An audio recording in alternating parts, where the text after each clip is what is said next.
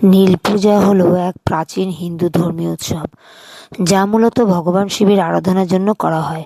বাংলায় এটি বিশেষভাবে চৈত্র মাসের শেষ দিকে চড়ক পূজার আগের দিন পালিত হয়। এই পূজার মূল উদ্দেশ্য হলো ভগবান শিবের কৃপা লাভ করা এবং পরিবারের মঙ্গল কামনা করা। বিশেষ করে গ্রাম বাংলায় এই পূজার গুরুত্ব অনেক বেশি। অনেকে বিশ্বাস করেন নীল পূজা করলে রোগ ব্যাধি দূর হয়, জীবনে সুখ শান্তি আসে। এই দিনে ভক্তরা উপবাস রাখেন এবং সন্ধ্যাবেলায় শিবের পূজা করেন। শিবলিঙ্গে জল, দুধ, বেলপাতা, ধূপ, দীপ দিয়ে পূজা করা হয়। অনেক জায়গায় নীল শিব নামে শিবকে ডাকা হয়, তাই এই পূজার নাম হয়েছে নীল পূজা। মেয়েরা বিশেষভাবে এই পূজা করে থাকে স্বামীর মঙ্গল, সন্তানের মঙ্গল এবং পরিবারের সুখ শান্তির জন্য। কোথাও কোথাও লোক সংস্কৃতির অংশ হিসেবে গান, নাচ এবং মেলা হয়, যা এই উৎসবকে আরও আনন্দময় করে তোলে। নীল পূজা শুধু একটি ধর্মীয় আচার নয়, এটি আমাদের সংস্কৃতি, বিশ্বাস এবং ভক্তির একটি সুন্দর প্রকাশ।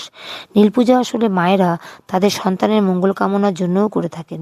এই পূজায় মায়েরা শিবের কাছে প্রার্থনা করেন যেন তাদের সন্তানের জীবন সুস্থ, নিরাপদ ও সুখী হয়। বিশেষ করে আগে গ্রামের দিকে বিশ্বাস ছিল এই পূজা করলে সন্তানের রোগ ব্যাধি, বিপদ আপদ দূর হয়। অনেক মা এই দিনে উপবাস রাখেন বা নিরামিষ খান।